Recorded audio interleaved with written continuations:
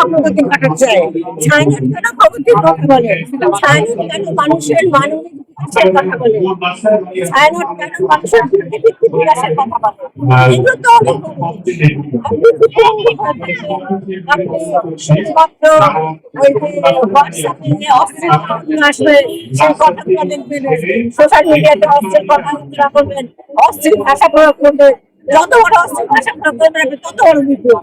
তো সেই যুগে আপনি বলবেন যে মানুষের মানুষে এক হও, সেই যুগে আপনি বলবেন যে তোমার বুদ্ধি পাও, তোমার হৃদয়ের বিকাশ ঘটাও, তখন তো ছায়ানট বসে হয়ে যাবে। মানে এটাতে কি ছায়ানট নিজের কোনো উদ্যোগ নিতে কি ব্যর্থ হচ্ছে কিনা যে এই ধরনের মানে এরাও তো ছায়ানট কাজ করে যাচ্ছে, তার সাথে মানুষের ছায়ানটের সাথে এসে কিন্তু জনগণকে আরো বেশি ভোকাল, আরো বেশি সক্রিয় হয়ে, আরো বেশি সংগঠিত হয়ে দিয়ে আসতে হবে।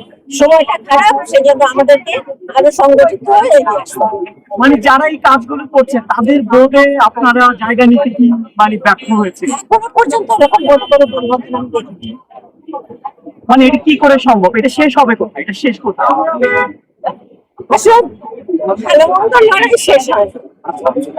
ভালো মন্দ লড়াই শেষ হয় না। ভালোকে আপনি যত বিকশিত করতে পারবেন মন্দ তত দুর্বল হবে।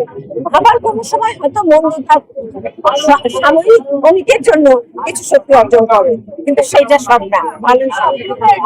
আপনারা এই ছায়ানটে হামলার পর আপনাদের নিজেদের মানে মানে নিজেদের ফিলটা কি ছিল একটু যদি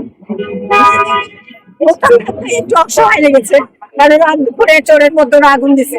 আমরা তো তখন বাসায় ঘুমিয়ে, সকালে উঠে যখন দেখছি তখন নিজেদের কাছে খুবই, নিজেদের কাছে অপরাধী লেগেছে, অসহায় লেগেছে, যেরকম একটা ঘটনার সামনে দাঁড়াতে পারলাম। আপনার নামটা? আমার নাম ফৌজিয়া মুসলিম। আপনি কি ছায়ানটের কোনো দায়ী? না, আমি বাংলাদেশ মহিলা পরিষদের সভাপতি।